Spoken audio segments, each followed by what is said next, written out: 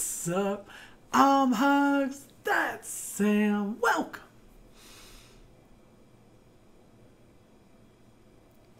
Two Hugs and Sam.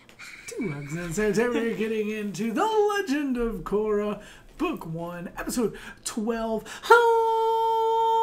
Last we left off, found out some crazy news. Like, the biggest reveal of the show probably so far. Yeah, like so far. the most like ridiculous reveal that Tarlok is Amon's brother, and we knew Amon was a bloodbender. Like, we had basically called that forever, but we got confirmation, and then come to find out it's because Yakone is their dad, and he like went off to the Water Tribe and took on some alias and all this other stuff. Yeah, there's all had, that like, craziness. Surgery and be looking all sexy and stuff. Yeah, and essentially we got like Amon's origin story of becoming why he is the super villain he is. Right.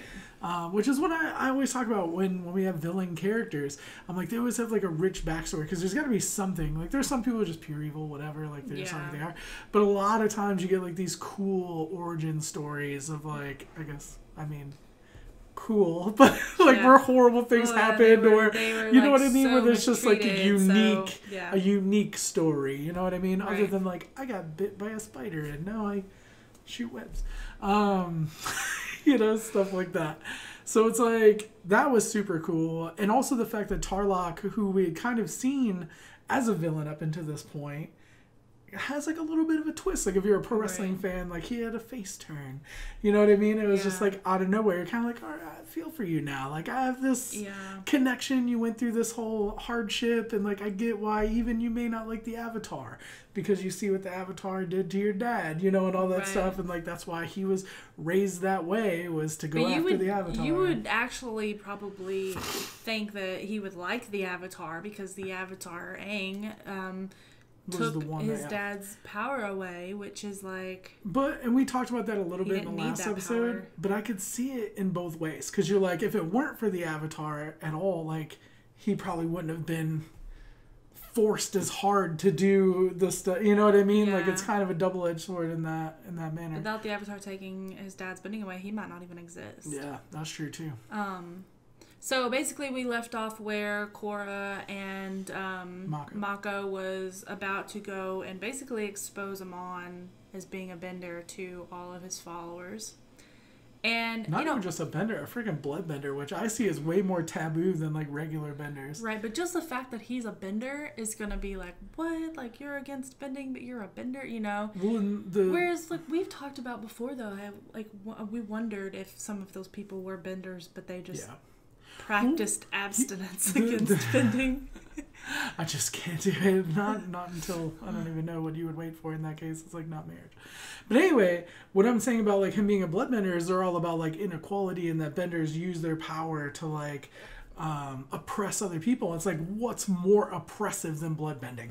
Yeah. That's like the most oppressive. It's like the worst, yeah, it's like the most oppressive of all of the bending, because you completely take away all of the like free will of that person and like force them to do things. And you do it like from within their body. That's what I'm saying. Yeah. Like, it's like the utmost oppression. Yeah. But I'm excited to get into it. Finale time. Jump into it. Also, I will say real fast, I kind of feel like Tarlok, in a way, I feel like he's not telling the whole truth still. Nothing but the truth, so I'll help you out. And so I'm just going to go ahead and say that, just in case. That way I can say I was right. You mean like there's more to the story. Maybe he didn't tell it completely truthfully. Is he the older brother that was really the evil one, and the younger brother that was the one that didn't want to do it? That's kind of what I'm like wondering. Like, I feel like there's something, because the way that the younger brother, Tarlok, acted back in the day doesn't match up to how he is now. Mm-hmm. It just doesn't. So. Mm-hmm. All right, well, let's jump into it. See what's going down. Hey guys, a lot of these anime reactions will be getting blocked, so make sure to go down to the description for a reaction link, or you can watch the full version over on Patreon. Oh, wow. That was the best episode ever. A baby show. And a baby show. Ever. I was like, did I rip my earring out? I got the earring on. Yo, something happened on the screen too. I don't even know. My reaction was caught because it blinked. Holy. Oh my god, I have so many emotions right now. That was F-wording amazing. I had so much, like, whatever, like, frenetic energy. Whatever, like... I know. I was just, like, I was crying, but I was excited. But it was like, oh my god. They did a beautiful job of, like... Damn, Aang gave her back her power. I know, and then we were like, that's Aang. And then freaking she gives Lin back her power, and I'm just like... And then the I love you too. And then... And the fact that, you know, right before that, we found out that nothing could be done. And it's just so cool, like, Katara had been trying, and then Aang came, and, like, they loved each other too, you know? Damn. I'm just wondering if, like, she can give them the ability to see or communicate with Aang. Huh? Like, because she can just openly communicate with Aang and see Aang and whatever, right? Like, can she give them the, like, because Aang took on the form of Kyoshi, right? That one time at the trial or whatever. I don't know if he took on the form of Roku at any point. He may have. But can he, like, can she take on the form of Aang and be like, oh, hey, Tenzin, Boomy, like, super proud of you guys. Keep it up. Katara, love you. You know what I mean? Like, because, like, if... You know, my dad passed away, and then, like, all of a sudden, the next person, you know, he was Avatar, next person's Avatar, I'd be like, hey, so you could, like, just chill and talk to my dad. Can I be like, hey, what up, Dad? You know what I mean? Like, I'm like, hey, Cora, will you tell my dad that, like, you know, do you get what I'm saying? Yeah, exactly. Do you get what I mean? Like, it's kind of a weird dynamic. Yeah. So, that was crazy, though. That was absolutely, like, nuts. Because I've also wondered because walnuts, of, like, pistachios, how much meditation and stuff, like, Tenzin does. If he already has, like, the ability to, like, connect with that spiritual side of his, like, to talk to his dad or whatever. Or I'm pretty sure that's just, like, an Avatar thing. Like, I don't know that they can. Yeah, because they're the spiritual, like, connection or whatever. Yeah. That was freaking beautiful. I love how, like, we saw that. Best episodes of a show we were ever. Like, that's Aang, you know, we were like, that's Aang, and then it sure enough was. That was one of the and they greatest all showed up. Like, that was freaking beautiful. Of any of the shows we've watched. As far as, like, I think it also has to do with the fact we have such an emotional connection to Avatar. Well, yeah. If I were to, like, have to list off, like, top 5 favorite shows we've ever watched on the channel, it would be this show. Avatar, just the Avatar series, like Korra and, you know, Aang. But I think that's why we are so, like, connected, though. Oh, yeah. Like, I actually, like, my heart hurts when, like, stuff bad happens. Even, like, completely separated from Avatar, though, that storyline with Amon and Tarlok and, like, him blowing up the boat and, like, the tear, like, so right beforehand was beautiful. Yeah. Like, it was so well done. Yeah, it was. It's very, like, tasteful. It's so easy, especially being, like, the type of cartoon it is. It's not, like, you know, it's, like, Western anime, like a cartoon. When I say cartoon, it's more, like, whatever. Yeah. I think of it being really easy to go cheesy. Right. You know what I'm saying? With that type of stuff. Because even in the original Avatar, they were all, like, real young children and stuff. Yeah. There was more, like, cheesy This moments. one's definitely more mature. Like, for sure. Like, for them to blow up that boat, like, that's pretty intense. You know what I'm saying? Like, that's and it was the meaning behind it. Like, it was subtle. It was, like... Yeah. It was tasteful. Yeah. Is the best word I can say. It, like, it really hit you in the stomach without us ever having to actually, like, see them die. Yeah, you know what I'm saying? Like, it was, like... implied death and, like, after tragic story. Yep. That's crazy. But no, the fact that, like, when Lin got her bending taken away, like, I was actually, like, sad for, like, days. You know what I'm saying? Like, like, that messed me up so bad. And that just goes to show, like, the emotional, like, investment I have in this show. That it would affect me that much. And then for us to find out, like, as soon as we find out that it can never be restored, and then us finding out, you know, seeing it be restored, like, just back to back like that, like, the emotions are just like, oh my gosh. It's hard for me to nitpick this, but I'm going to say it because, like, it's how I feel about it. But it's like, here's 2 sides to it, okay? One, I absolutely love all this stuff we got in this episode. It was so intense and crazy and, like, so many amazing things happened, and I feel like I wouldn't have, like, lost my mind as much if it didn't. but it was like so many things got resolved in like such a short amount of time. Like it was, we got the Aang fixing, we got the Amon Tarlok thing, and even that plus the Aang thing I could see, or that plus the Katara thing, I could see as like two big things. Yeah. But then we got the Aang thing, and then he gave back the power, and then we had the I love you too, like all that, and then also we had the freaking Lin like getting her power back. I feel like they could have spread it out. Like I know it's a finale for the season or whatever, but it's like they could have made an entire episode out of, you know, her giving people their power back. And it would have made another, like, I feel like that moment wasn't as special because we had no build to it or no, you know what I mean? Like, it was amazing that she gave her power back. And, like, if you see, like, of course, how we felt about it. But could you imagine her, like, Lin having her own episode built around like her being able to get her power back and like you know, like stuff like that. And it's just because there was so much resolved and it was like so many amazing moments. I'm like, I feel like even if they would have taken two, like the I love you too, and because it almost feels like the end of the show, you know what I mean, because it had that much resolution. I get that, yeah, because it's like who's gonna be the next villain, you know, in book 2 or whatever. But and that's not necessarily negative. I'm just saying as far as like a pacing thing. But I get it's a finale. It's like it's to each their own kind of thing because I, as affected as I was about Lin's bending being taken away and that whole thing, I loved the simplicity of her just getting it back and then just using her earthbending just to pick up the rocks. And it just showed that. Like if they would have given that a whole episode, I think it would have been a little bit like boring to me. Well, I honestly anticipated the next season being about Korra getting her powers back. Yeah, I thought that's what it was going to be. I actually thought that this book was going to end on like a cliffhanger of nobody has their powers back.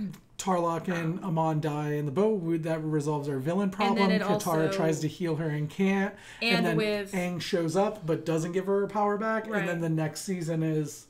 Yeah. That was what I was anticipating. I was actually anticipating that we were just going to end on Katara saying she couldn't give the bending back and Korra leaving. And that was just going to be it. And having Tarlok and Amon passed now that, like, they could have been, like, the key. Like, the answer to, like, how he did it. Yeah. To maybe reverse it. And now that he's dead, it's like that key and that knowledge of how he did it is just gone forever. So that's kind of where I was, like, thinking it was going to end. Yeah. Until the book 2, when we'll go through everything.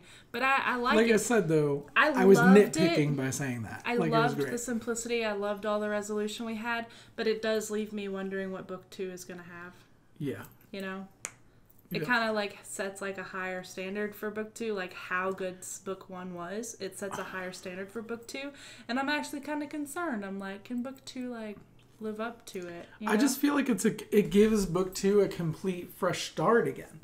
Because, like I said, so much stuff was resolved that it's like we really have nothing to pick up on other than the love story of Asami. Which also, that sucks bad for Asami. She just had to, like, and her dad, deal with all this stuff with her dad. We had that resolution with her dad. Like, she trapped him. Well, yeah, but we had to deal with all that there. And then also her boyfriend is like, damn, it sucks to be Asami. Yeah. You know what I mean? And she cute. But now there's going to be, like, no fighting in Republic City because Amon's not there and all of his followers are like, okay, well, I wonder... shouldn't have been following that crazy mofo. I wonder if that group is going to get back in power that she was fighting in, like, the very first, like, the gang or whatever. Yeah. You know what I'm talking about? Yes. That could be something. Also, I wonder, like, just because Amon's gone, that lieutenant, if he's still alive... The one he threw? Mm-hmm. See, like... Because he was still down for the cause. He was, like, about to go to Amon because Amon was a bender. So it's like maybe he'll take over now and he'll be the new big bad. Yeah, because you got to think, like, these people that were following Amon... Still believe this stuff, yeah. So, I mean, that could very well be... And if anything, like, that would make... If putting myself in their state of mind, they believe that benders are oppressive. They believe that benders make things unequal. The benders are always trying to exert their will over non-benders. And then come to find out, the person exerting the most will over them in their whole lives turns out to be a bender who's been lying to them. The person they trusted the most and believed in ended up being a liar because he was a bender. So it would make them hate benders even more. Knowing like that he come from a bender that did like some of the worst bending that there was. Yep. And also lying about saying that firebenders killed his family or whatever. It's like it'd make me even more upset. You know, yeah. If that lieutenant lives, especially because he like unmasked and it was like, oh, it's like, you know, I feel like he could be the next one. Yeah. I hope we have more Iroh next season. I hope he's like stays with the group, because it'd be very easy for him to go off now and be like, oh, well, this big battle's over. Like, I mean, it could have something too, like Boomy's came up. That was something that I was kind of disappointed in. He just like appeared and then we didn't really get anything. Well, I'm wondering if we'll see more of him in book 2, because there could be like a whole different thing from like wherever he came from that they need to go fight now. Or I was just hoping to get a little bit more than like. I loved that that's all we saw of him so far. Like, I loved that because it was like, oh my god, that's freaking Boomy recreated. I was just hoping for like some sort of thing, like an epic thing, him to just do something. I don't know. Yeah. So. I absolutely loved it. I understand the points you're making. I wouldn't have had it any other way personally. But I am hoping we get more Iroh. I just love having. Yeah, I really like that too. Also, you know how I was like, I think Mako and Korra, you know, could totally be together. Well, they said that they love each other, but then I'm like, Iroh and Asami, I really like that, but I'm like Bolin and Asami because he saved her from the dad, you know, and that's why I was like, they were like, he was saving her while Mako was saving Korra, and they were like each saving each other, and it was like, But I really like Asami and Iroh. Like, I ship the crap out of them. Yeah. But anyway, you know, we always got to talk about great episode. I love me some shipping. Amazing episode. Like I said, even the things that I said would be absolutely nitpicking because it was a great, phenomenal episode. Every moment of it, I freaking ate it up like delicious donuts. Was it like finger licking fried chicken? Like, it was just amazing. Every moment of it was great. I am very curious as to where it goes from here. Yeah. But that's great. So good. Beyond my expectation. Mm-hmm. I had high expectations, went beyond. Yeah. And it's rare that happens. But let us know what you thought in the comment section down below. Holy pooperoni. If you are not a patron, I imagine this is cut very much for you too because of how much stuff happens.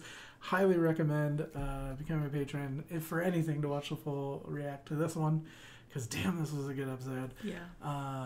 We'll be back with more videos later. I don't even know what to say. I love you guys. Bye. Bye.